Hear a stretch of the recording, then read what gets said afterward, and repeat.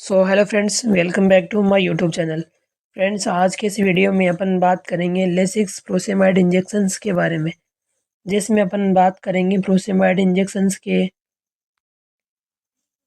उपयोग, rate, dose, market में इसकी मात्रा, क्वांटिटी, साइड इफ़ेक्ट और सावधानियों के बारे में। तो संपूर्ण जानकारी के लिए वीडियो के स्टार्ट से लेकर एंड तक बने रहिए।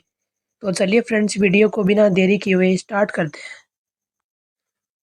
प्रोसेमाइड इंजेक्शन, जिसको अदर नेम प्रोसेमाइड इंजेक्शंस को डिफरेंट नेम है, जिसको लेकर ये कंफ्यूज न हो कि ये इनके दो डिफरेंट नेम है। ये इसका केमिकल नेम ही माना जाता है, जो कि पॉपुलर ब्रांड है लेसिक्स इंजेक्शंस का। प्रोसेमाइड इंजेक्शन से एक लूप डायूरेटिक इंजेक्शन है, जो हमारे शरीर में एक्स्ट्रा साल्ट के अब्जॉर्प्शन को रोकता है, यानी कि यह एक्स्ट्रा साल्ट को किडनी से फिल्टर करवाकर बाहर निकालता है। यानी कि यूरिन के थ्रू एक्स्ट्रा साल्ट है उसको किडनी से फिल्टर करवाकर बाहर एक्सक्रीट करवाता है। पैकेजिंग की बात करें तो यह 2 ml और 4 ml का मार्केट में एम्पुल के रूप में अवेलेबल रहता है। इसकी स्ट्रेंथ 10 mg पर ml मानी जाती है।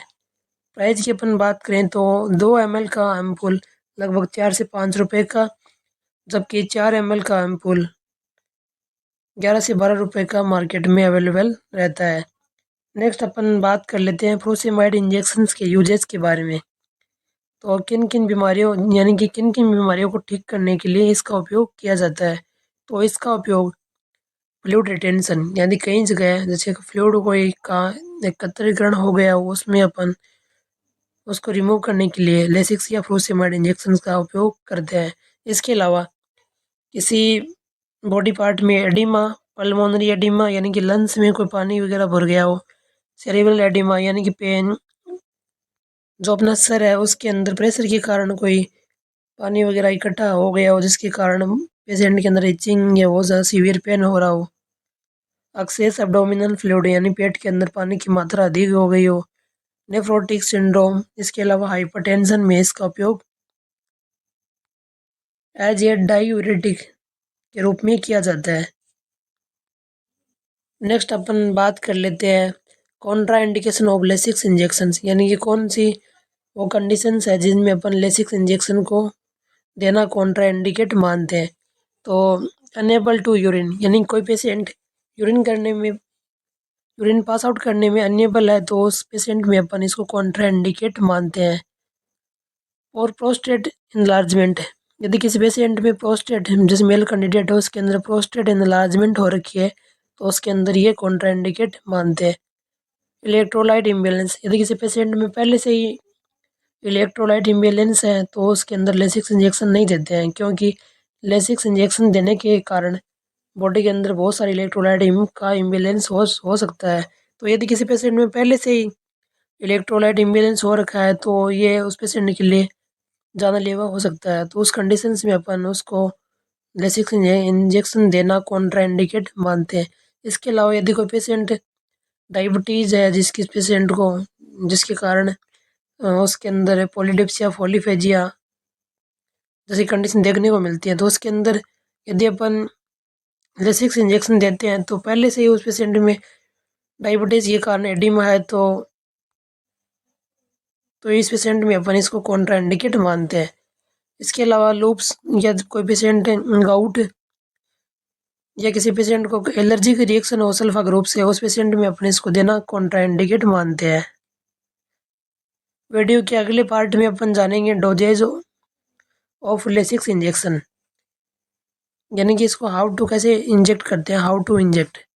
तो according to patient 2 ml ampoule का इंजेक्शन डॉक्टर ऑर्डर के अनुसार स्ट्रेट दिया जा सकता है। इसके बाद सेकेंड डोज को अपन 2 आवर्स के बाद रिपीट कर सकते हैं, उससे पहले अपन इस डोज को रिपीट नहीं कर सकते, इसको देना सेफ नहीं माना जाता है। तो लेसिक्स इंजेक्शन एक बार देने के बाद 2 आवर्स का गैप होना अनिवार्य होता है।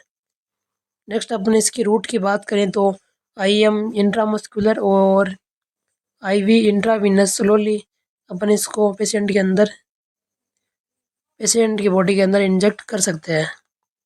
प्रेगनेंसी में इसको नहीं दिया जा सकता।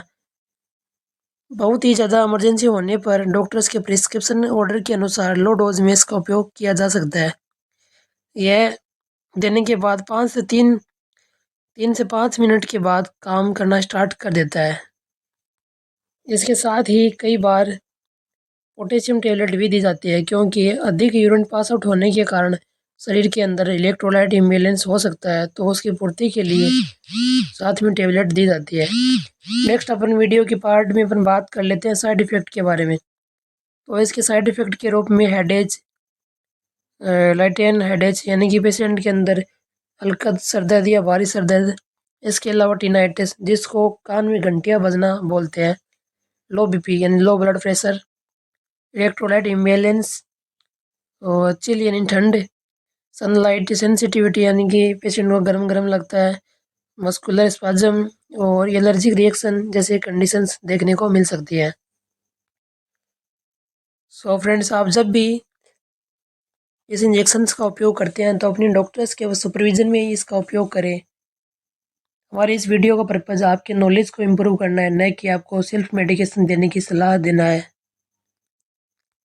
तो आप जब भी इन इंजेक्शन्स का उपयोग करते हैं तो एक बार अपने डॉक्टर से परामर्श ज़रूर ले लें। सो फ्रेंड्स, आशा करता हूँ ये वीडियो आपके लिए इन्फॉर्मेटिव रहेगा। इसी तरह की मेडिकल से रिलेटेड इन्फॉर्मेशन के लिए हमारी वीडियो को लाइक करें, चैनल को सब्सक्राइब करें, साथ में बेल आइकन की घंटी को प्रेस करें, ताकि हमारे द्वारा डाले गए वीडियो के नोटिफिकेशन से आप सबसे पहले नोटिफाई हो सके। तो मिलते हैं फ्रेंड्स एक न्यू अपडेट अपॉर्चुनिटी के साथ। तब तक के लिए टेक केयर, बाय बाय।